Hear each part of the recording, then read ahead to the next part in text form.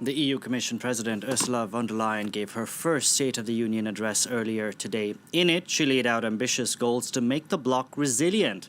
This as the EU grapples with the deepest recession in its history. A target to cut greenhouse gas emissions by at least 55% instead of 40% by 2030 was proposed. Von der Leyen also called on EU governments to be courageous when it comes to international diplomacy. We turned fear and division between member states into confidence in our union. We showed that it is possible and what is possible when we trust each other and we trust the European institutions.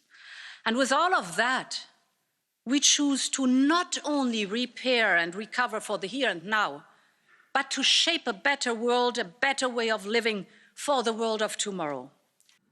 For more, we can go across to France 24's Dave Keating standing by in Brussels. Dave, you just heard there from the EU Commission President. What were some of the key takeaways from her speech? Well, the big policy announcement, as you mentioned, was this climate announcement.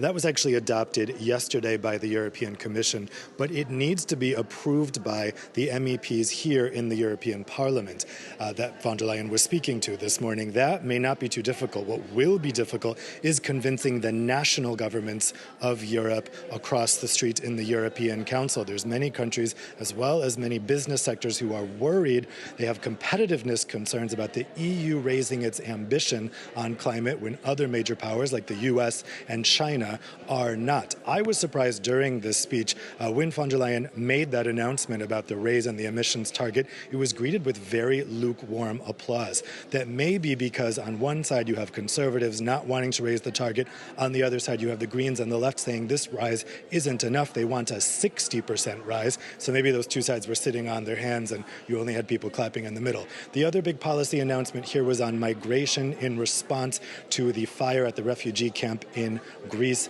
recently. Next week, the European Commission is going to propose a migration pact, which it hopes can finally get all EU countries to shoulder the burden on tackling this migration challenge. But of course, the big emphasis of this speech was on coronavirus. As you heard in that clip there, von der Leyen wanted to counter the narrative that the EU was disunified in its reaction to the crisis. She pointed out the many ways in which the EU coordinated its response, even though health is not an EU competence.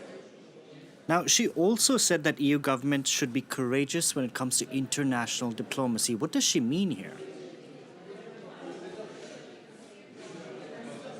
Well, she was specifically referring to the fact that any foreign policy issue needs a unanimous approval by all 27 EU countries, and that historically has blocked the EU from taking bold stances in foreign policy.